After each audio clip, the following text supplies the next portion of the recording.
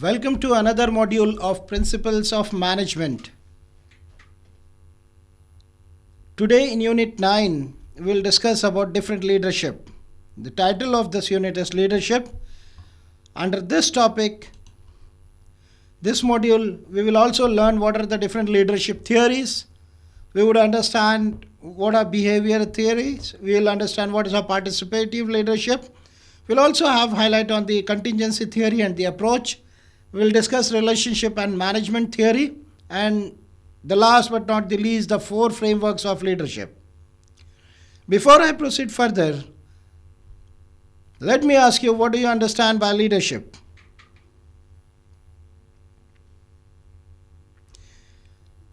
Okay. If I have to discuss in a layman, leadership is means of directing.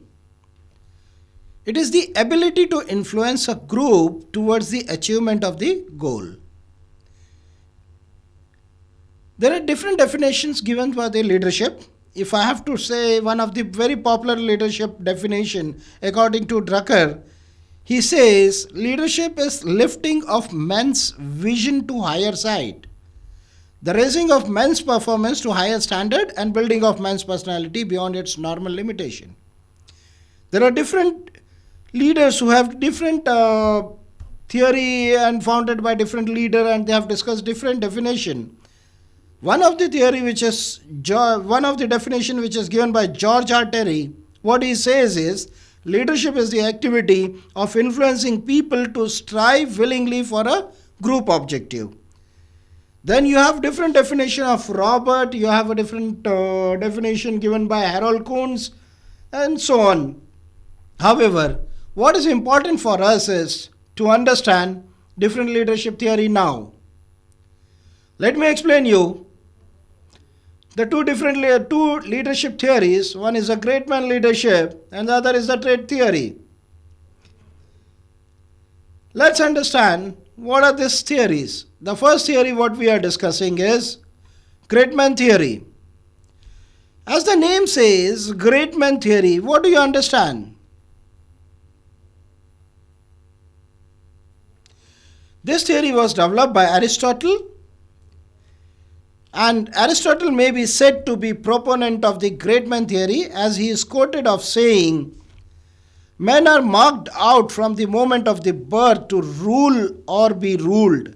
That means he is in a belief the man has to be ruled or he has to be ruled out by somebody. Right? In this theory, perspective was developed further by historian who studied the lives of respected leaders for clues of the greatness, but it has never become a part of mainstream of the organizational psychology. And this theory is primarily based on certain assumptions. And one of the assumptions the major assumption is this theory is a leader are born and not made, and great leader will arise when there is a great need. Here, the people were often from the aristocracy, as a few from lower class and had opportunity to lead. Right? The idea of the great man strayed into the mythic domain with the notion that in times of need, a great man would rise almost by magic. This was easy to verify by pointing to people such as Eisner and Churchill. Alright, so great man theory is primarily believed in the people can be made. The great man theory, as he quoted, the man are marked out of the moment of the birth to rule or to be ruled. Okay, so what he says is the leaders are born and not made, and great leader will arise when there is a great need. The next theory, what we are talking about, the trait theory. The trait theory is, most of the time the traits are considered to be naturally a part of person's personality from the birth. From this standpoint, if I have to say, leadership trait theory needs to be assumed that people are born as a leader or not as a leader. That means in a great man theory, what the assumption was, The assumptions are leaders are born and not made. However, the trait theory says it's the assumption that the people are born as a leader and not as a leaders. That means the idea of leadership trait are inborn and unchangeable appeared to be incorrect. So the main assumption here, if I talk, is a people are born with the inherent traits or inherent qualities of a leadership, and few leadership traits are particularly suited to leadership and people who make the good leaders. Right? Apart from this, we will now move to the different theory, one more theory, that is a behavior theory. As the name says, behavior theory, it's something related to behavior of a person. Okay? And this theory was developed by, or it was researched by Ohio State University in 1940 and 50. They conducted the study what behavior make the leaders effective. That means to be effective leaders, what behavior one should carry. Right? The two major clusters what they identify in the research, where I would like to tell you, the one is a people-oriented behavior and the task-oriented behavior. What do you understand by the people-oriented behavior? As the name says, people-oriented behavior means a person inclined towards the people. He is bind with the people, he has a good relation with the people, and he always believes like showing trust, respect for their people, their subordinate, and he is genuinely concerned for their welfare. When I say task-oriented behavior, this is the behavior which defines that the person is just concerned with the task completion, accomplishment of the task. That means the behavior that tends to define the structure work role. Right? Assigning specific tasks to subordinate, clarify work duties and procedure, and ensure that the task is done. This is what the task-oriented behavior is all about. We'll move further from here to participative leadership. When I say participative leadership, as the name says, something related to participation, right? A participative leader, rather than taking autocratic decision, a participative leader seek to involve other people in their process, possibly including subordinate, their peers, superior, and other stakeholders, right? So this theory, participative theory, is based on this certain principle. And this principle, the first principle on this theory, which is based is involvement in decision making improves the understanding of the issues. What he believes is the participative leader under this theory or under this leadership, the leader always involves in decision making, improves the understanding of issues involved by those must carry out the decision. Second, people are more committed to the action where they have involved in the relevant decision making. Third, when people make decision together, social commitment to one another is a greater.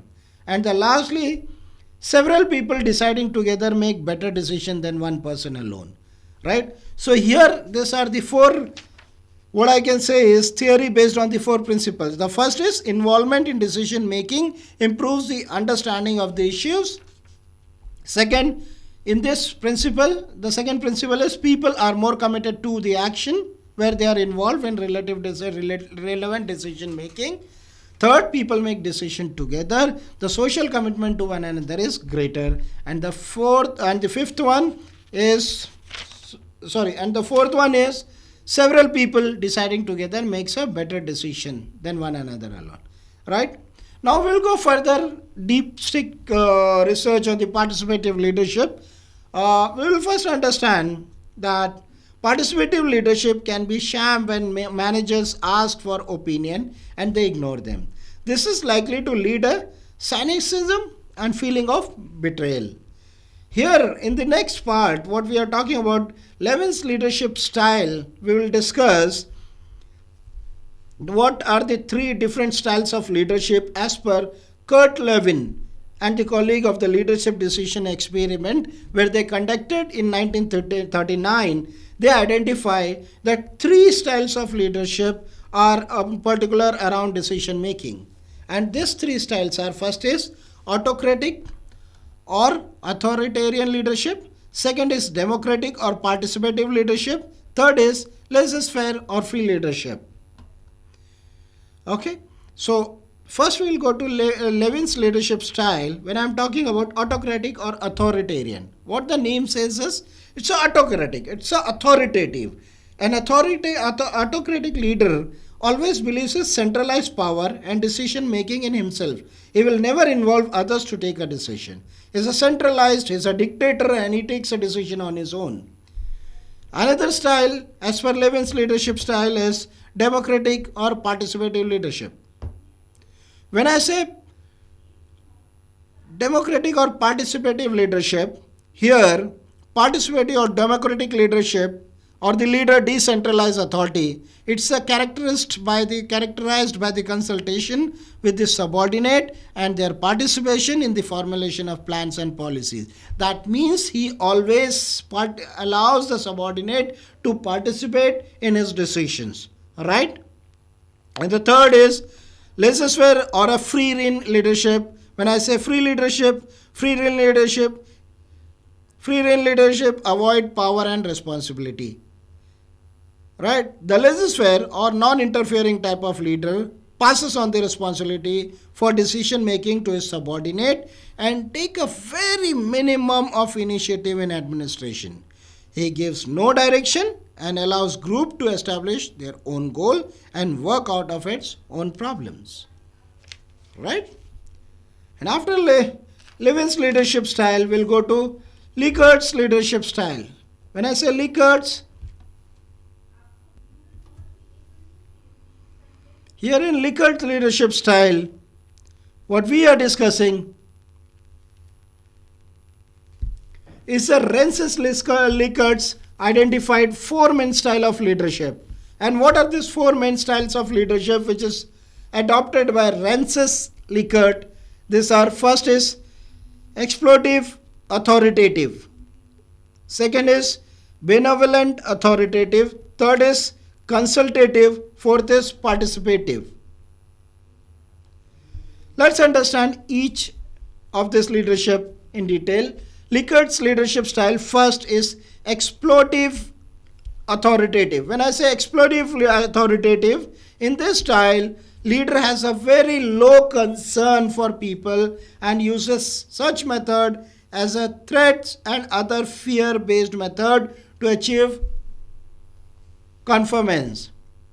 Second is benevolent authoritative. When I say benevolent authoritative is when the leader adds concern for the people to authoritative position. A benevolent dictatorship is formed.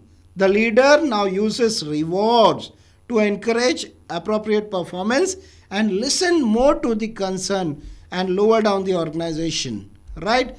This is what is a benevolent authoritative. The third is consultative. When I say consultative, the upward flow of information here is still cautious and rose-tinted to some degree. Although the leader is making a genuine effort to listen carefully of the idea, nevertheless, major decisions are still largely centrally made. And the last one is the participative. When I say participative, at this level, the leader make maximum use of participative method. That means he engage people lower down the organization in decision making. People across the organization are psychologically closer together and work well together at all levels. Right? This is Likkert's leadership style. We'll move further. We'll go to contingency theory. This is a very popular theory in a management, and primarily under contingency theory, we will most popular theory over here is situational leadership. There are other leadership theories also, but then situational leadership plays a very important role, because situational leadership theory in the organization studies are the type of leadership theory or leadership style and the leadership model that presumes that different leadership styles are better in different situations, and that leader must be flexible enough to adopt the different leadership style from time to time. This model was developed by Blanchard and Hershey. This is also called as leadership style. Blanchard and Hershey characterized leadership style in terms of the amount of direction, support that leader provides to the follower from time to time. And these are categorized under 4 quadrants. The first one is S1. In the situational leadership, Blanchard and Hershey what says, S1 is the stage where a leader is directing or telling. Second stage, S2, is a stage where coaching or selling is the leadership style. The third is a supporting style of leadership, who are known as participative leadership. And the fourth stage is a delegating leaders, who believes in delegating. Directing is instruction giving, do it like this. Coaching is explaining and guiding. Supporting is supporting together. And fourth, last S4, is a delegative leadership. This we will understand in details with the help of next diagram, that is situational leadership. The 4 leadership style. जैसे कि हमने कहा कि Blanchard and Hershey ने कहा है कि एक लीडर को 4 तरह की एबिलिटी के लिए फ्लेक्सिबल होना चाहिए, टाइम टू टाइम अपने एक अथॉरिटी को चेंज करना चाहिए. तो इसी तरह से 4 लीडरशिप हम समझते हैं. जैसे अभी हमने S1, S2, S3, S4 की बात की थी. S1 is the stage where leader behaves like a directing stage. S2 is the stage where he believes in a coaching stage. S3 is a supporting and S4 is delegating, यानी किसी और को hand over करना. अब एक छोटी सी example लेते हैं ये समझाने के लिए. मान लीजिए आपने पहली बार जब ड्राइविंग सीखा होगा, याद कीजिए वो दिन जब आपने ड्राइविंग सीखा था. पहले दिन आपने क्या किया था? आपको आपके इंस्ट्रक्टर ने या ट्रेनर ने आपको ये कहा था कि देखिए ये क्लच है, ये ब्रेक है, ये एक्सीलेटर है, ये स्टीयरिंग है. गाड़ी स्टार्ट करने के पहले आपको की लगाना है. की ऑन करते इग्निशन ऑन होगा और उसके बाद आप गाड़ी को धीरे धीरे एक पैर से एक्सीलेटर देंगे और एक पैर से क्लच छोड़ेंगे. और आपने क्या किया था? वहां पर एकदम से पैर छोड़ दिया था और गाड़ी एक झटका लेकर के गाड़ी बंद हो गई थी. यही हुआ था. So this is a stage जहां पे आपका लीडर जो है, जो आपको ट्रेनर है, उसने आपको डायरेक्ट किया था कि आप चाबी लगाइए, धीरे से एक्सेलेटर दीजिए और धीरे धीरे क्लच पे से पैर उठाइए. तो इस स्टेज में यहाँ पर डायरेक्शन जो उसकी थी बहुत हाई थी, लेकिन आपकी तरफ से जो सपोर्ट था वो बहुत लो रहा था. क्यों? क्योंकि आपको पता नहीं था यहाँ पर कि आपको क्या करना है, क्या इसका अंजाम होगा. आपने प्राइमरली इनिशिएटिव लिया पर वो शायद फर्स्ट टाइम सक्सेसफुल नहीं हुए. और धीरे धीरे जब आप ये स्टेज करते रहे और एक टाइम आया जब आप S2 पे पहुंच गए, जहाँ पे उसके लीडर की जो डायरेक्शन थी वो बहुत हाई थी, लेकिन आपकी तरफ से जो सपोर्ट था वो भी बहुत हाई हो गया. क्यों? क्योंकि आपको थोड़ी सी जानकारी हो गई थी, आपको पता चल गया था एक्सीलेटर क्या है, ब्रेक क्या है, क्लच क्या है, कब मुझे एक्सीलेटर देना है, कब क्लच छोड़ना है, कब गियर चेंज करना है. तो यहाँ पर आपका जो ट्रेनर था वो डायरेक्टिंग स्टेज से मुड़कर आपके कोचिंग स्टेज में आ गया.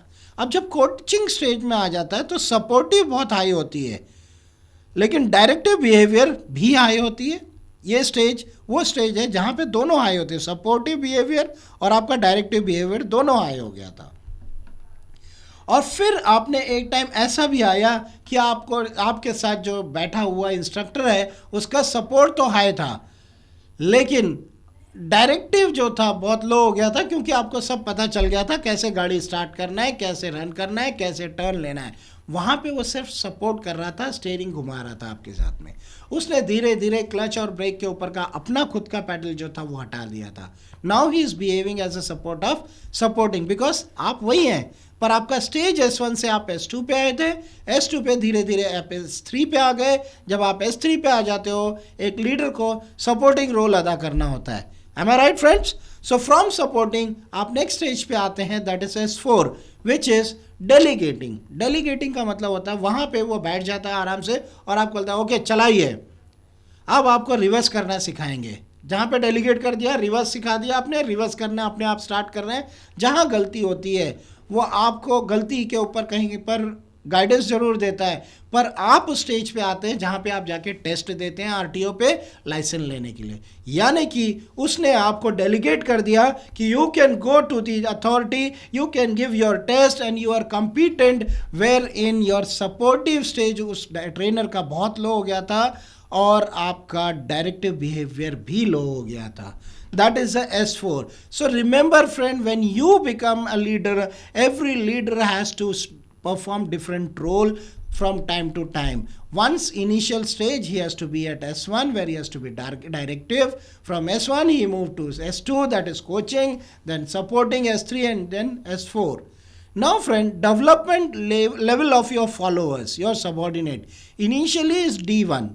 D1 is very low. If I am saying he is low performer, his developing stage is very low. From D1, from here you move to here. That is, here you come to D2 level where you are somewhere little better than low. And now slowly you come to moderate, that is you better off, and D4 at this stage where you have totally developed. So your development level start from D1, D2, D3 and D4. This is development level. S1 is situational leadership model, the different stages of your leadership style. Right friend? A very common theory, and it is accepted across the worldwide, and this is a theory which is very powerful theory of a situational leadership. Any questions friend before we move further? Okay. Apart from situational leadership, there are other situational leadership also, which is Vroom and Yetton's normative model. When I say Vroom's and normative Yetton model, Vroom and Yetton took earlier generalized situation theory that noted how situational factor cause almost unpredictable leader behavior and reduces this to more limited seeds of behavior.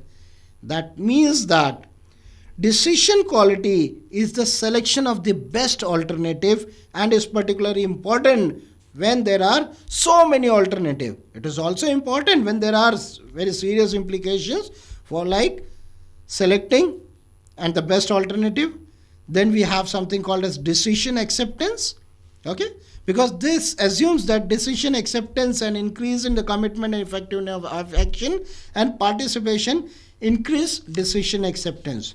So when I say decision acceptance is a degree at which follower accepts a decision which is made by the leaders, right? So Vroom and Yetton's normative model, it's a model, generalized situational theory that noted how situational factor causes almost unpredictable leaders' behavior, right? So this model is most likely to work when there is a clear and accessible opinion about the decision, quality, importance and decision acceptance factor.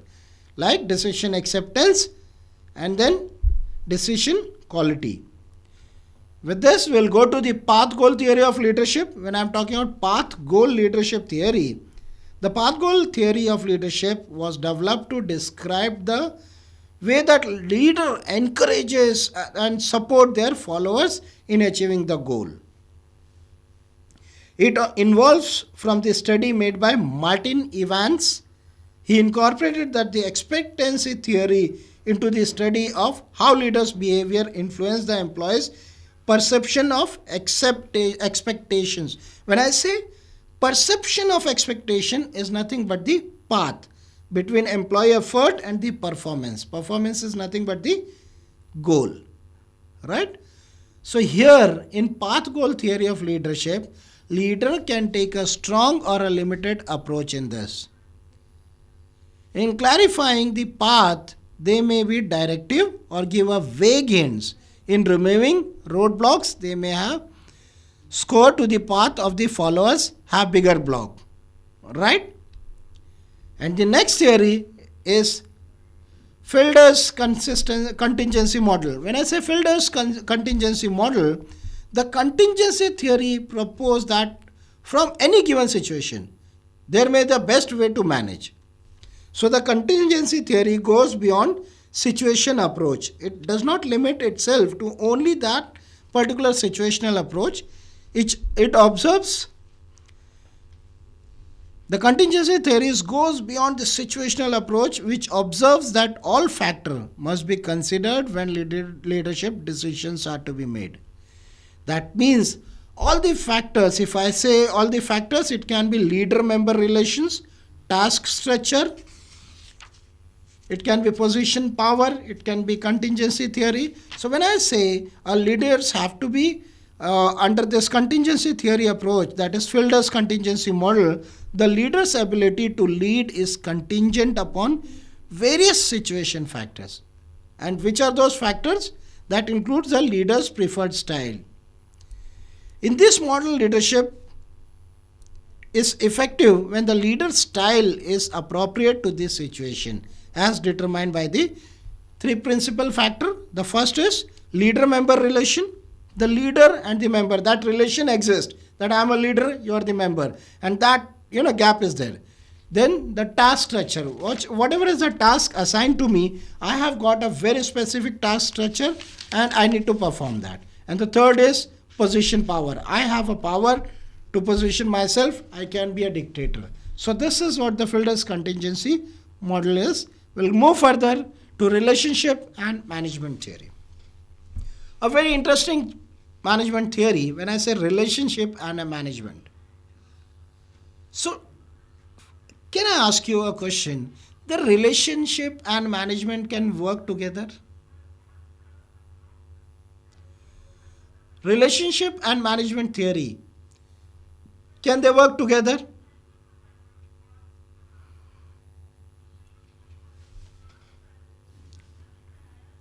Let's understand this relationship and management theory, whether they go together or not, with the help of first leadership theory, that is transformational leadership. When I say transformational leadership, that is relationship theory. Relationship theory or transformational leadership focuses upon connection formed between leader and followers. These leaders motivate and inspire people by helping group members to see the importance in higher good of their task. Under this transformational leadership, this leadership is about the ability of leader to motivate and empower their follower. Here, in this theory, James MacGregor Burns says that transformational leadership is about the ability of the leaders to motivate and empower their followers.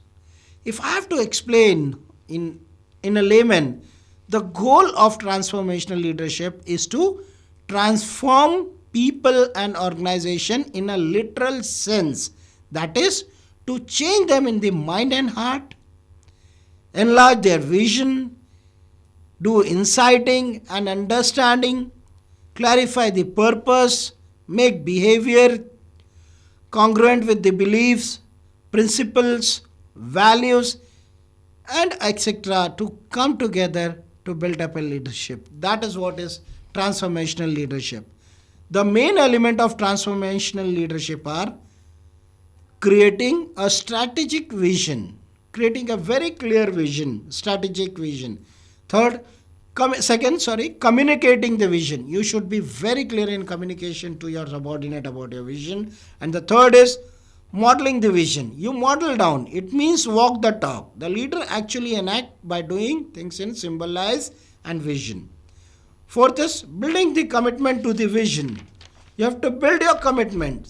This may have several methods like using words, symbols, stories that maybe build a contagious enthusiasm and energize people to adopt the vision of their own. Right? And so is to transactional leadership. Let's go to transactional leadership. When I say transformational leadership, as we discussed, the transformation leadership is about the ability of a leader to motivate and empower the follower. However, the transactional leadership is based on the contingency, in that reward or punishment is contingent upon performance. That means the transactional leadership style was first described by Max Weber in 1947, and again it was described by Bernard M. Bass in 1981.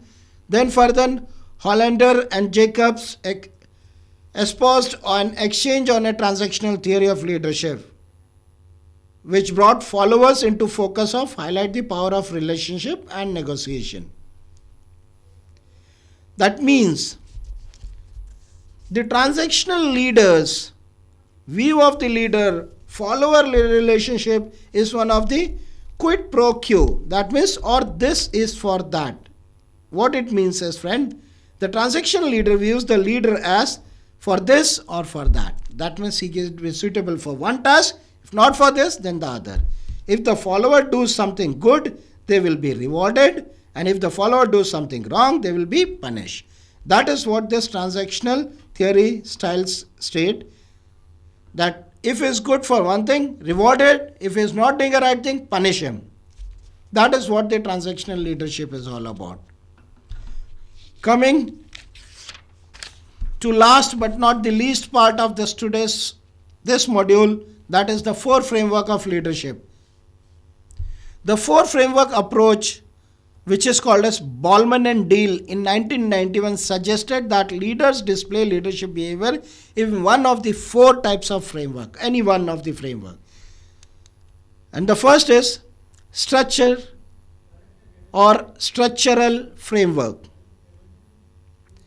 As the name suggests, in an effective leadership situation, the leader is a social architecture whose leadership style is analysis and design. So what happens? Structure leaders focus on structure, that is more on the strategy, environment, implementation, experimentation and adoption. He prepares a more structured form and he understands, he strategizes the work in an appropriate manner. Second is human resource framework. As the name says, human resource framework. Herein, human resource leader believe in people and communicate that they believe they are visible and accessible. They empower the people. They increase participation. They support them. They share information and move decision making down into the organization. As the HR being a backbone of the organization. So they are more towards the welfare of the people. That is what the human resource framework is. And the third is political framework. When I say political framework, the political leaders clarify what they want and what they can get. They always assess the distribution of power and their interests. They build linkage to the other stakeholders.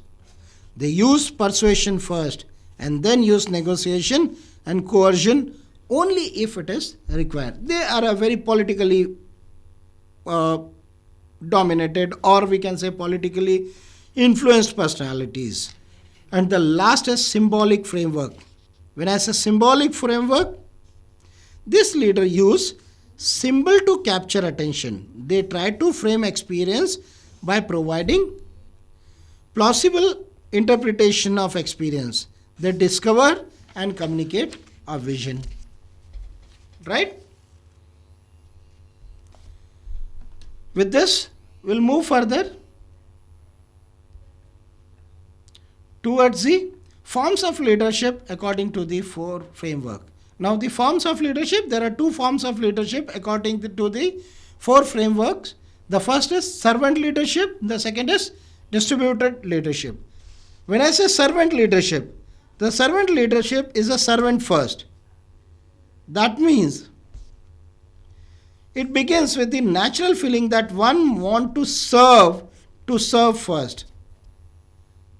That means he or she is sharply different from the person who is the leader first, perhaps become the need of assuage an unusual power drive to acquire material possession. Right? The leader first and the servant first are 2 extreme types. Between them, they are shedding and blend that are the part of infinite variety of human nature. Alright?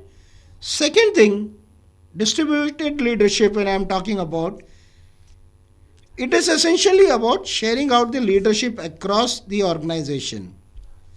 It is referred to as informal, emergent, dispersed or distributed leadership. This approach argues a less formalized model of leadership. It is proposed that individuals at all levels in the organization and in all role can leadership influence over the colleagues and thus influence the overall direction of the organization. That means the distributed leadership is nothing but a leadership argues a less formalized model of leadership where it is proposed that individuals at all different levels in the organization and all the roles can exert leadership influence over their colleague and thus influence the overall direction of the organization. Any questions? Before we move to the summarization of today's learning, let's move further to summary. Let me ask you, what do you understand by situational leadership?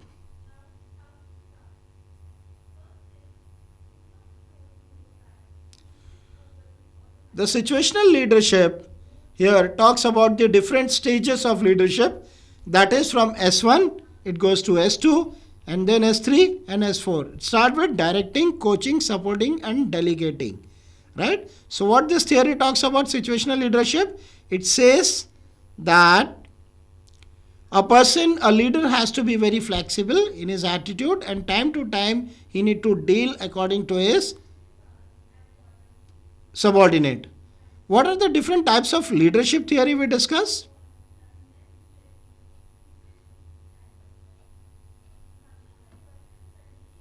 We discussed great man theory and trait theory. What did we discuss in a great man theory? Can anyone remember? Great man theory believes men are marked out of the moment of the birth to rule or to be ruled. And the trait theory says, leadership trait theory tends to assume the people are born as a leader or not as a leader.